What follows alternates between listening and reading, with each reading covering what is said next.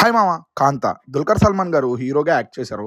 భాగ్యశ్రీ బోర్సే గారు హీరోయిన్‌గా యాక్ట్ చేశారు మామ. సముద్రఖని గారు, రానా గారు, గాయత్రి గారు ఇలా ఎంతోమంది మంచి మంచి ఆర్టిస్టులు ఈ మూవీలో యాక్ట్ చేశారు.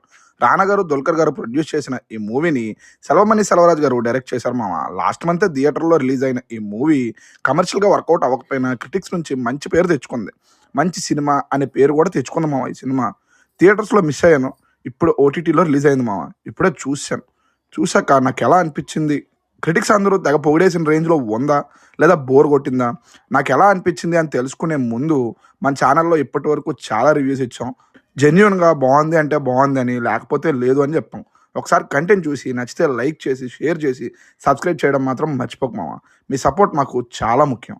ఇక సినిమా విషయానికి వస్తే బావుంది మామ సినిమా. నచ్చింది నాకు. బట్ ఇలాంటి సినిమాలకి కమర్షియల్‌గా కాసులు రావటం చాలా కష్టం అంటాను.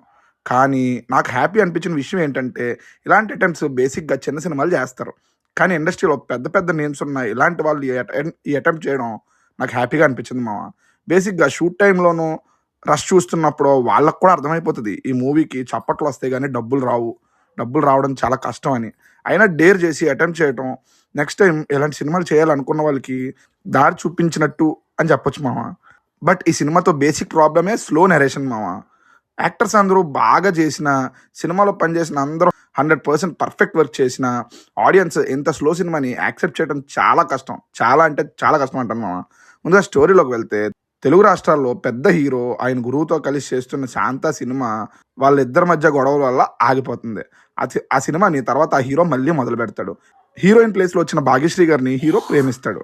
షూట్ చివరి రోజు హీరోయిన్‌ని ఎవరో చంపేస్తారు.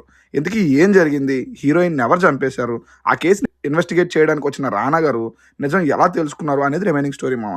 ఇక ప్లస్ పాయింట్స్ గురించి మాట్లాడాలి అంటే, ఈ సినిమాకి అతిపెద్ద ప్లస్ పాయింట్ అంటే సినిమాలో ఎంతమంది యాక్టర్స్ ఉన్నారో అంతమంది వాళ్ళ పర్ఫార్మెన్స్‌ని అద్దరగొట్టేశారు మామ. మెయిన్‌గా భాగ్యశ్రీ బోర్సే గారి నుంచి ఈ రేంజ్ పర్ఫార్మెన్స్ నేనైతే ఎక్స్‌పెక్ట్ చేయలేదు. రానా గారి క్యారెక్టర్ వచ్చినప్పటి నుంచి మాత్రం సినిమా ఎంగేజింగ్‌గా, ఎంటర్‌టైనింగ్‌గా అనిపించింది నాకైతే. నెక్స్ట్ కెమెరా వర్క్ మామ. నిజంగా 1950స్‌లో జరుగుతున్న సినిమా నేను చూస్తున్నాను అనే ఫీలింగ్ అయితే నాకు కలిగింది మామ. కొన్ని షాట్స్ ఉంటాయి నన్ను చాలా చాలా సర్ప్రైజ్ చేశాయి. జాక్స్ బెజోయ్ గారి బీజీఎం కూడా నచ్చింది మామ. టెక్నికల్లీ సినిమా టాప్‌లో ఉంటది. సినిమా మొత్తం 90% ఒక సెట్‌లోనే జరుగుతా ఉంటది. బట్ ఆ ఫీల్ కలగకుండా చేయడంలో డైరెక్టర్ గారు సక్సెస్ అయ్యారని చెప్తాను మామ. ఫస్ట్ హాఫ్ నీరసంగా ఉన్నా, సెకండ్ హాఫ్ అయితే కొంచెం ఇంట్రెస్ట్‌ని క్రియేట్ చేసిందని చెప్తాను.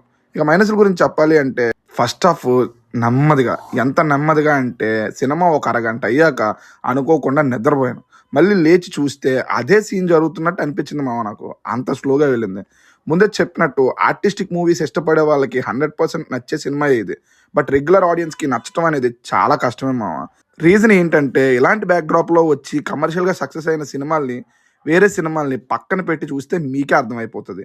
ఈ సినిమాకి ఇంకో మెయిన్ మైనస్, సినిమా షూటింగ్ బ్యాక్‌డ్రాప్‌లో వచ్చిన మూవీస్ కమర్షియల్‌గా ఎందుకు ఆడవు అంటానికి ఈ మూవీని ఎగ్జాంపుల్‌గా చెప్పొచ్చు మామ.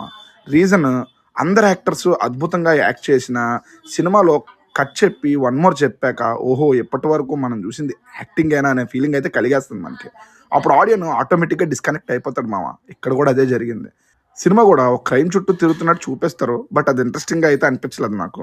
కారణం స్లో నరేషన్. క్లైమాక్స్ కూడా నాకు పెద్దగా సాటిస్ఫై చేయలేదు మామ.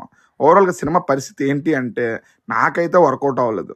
మీరు ఓటీటీలోకి వచ్చేసింది కాబట్టి, డిఫరెంట్ ఐటెమ్స్ కావాలి, కావాలి అంటారు కాబట్టి, వచ్చినప్పుడు ఒక్కసారి సినిమాని ట్రై చేయొచ్చు మామ. సినిమా నచ్చితే మీరే కంటిన్యూ చేస్తారు. లేకపోతే ఆఫ్ చేసే ఆప్షన్ ఎలానో ఉంది కాబట్టి, ఫస్ట్ వ్యూ అయితే ఇవ్వడానికి ట్రై చేయండి మామ. నెక్స్ట్ ఇంకో మంచి రివ్యూతో మళ్ళీ కలుద్దాం. బాయ్ మామ.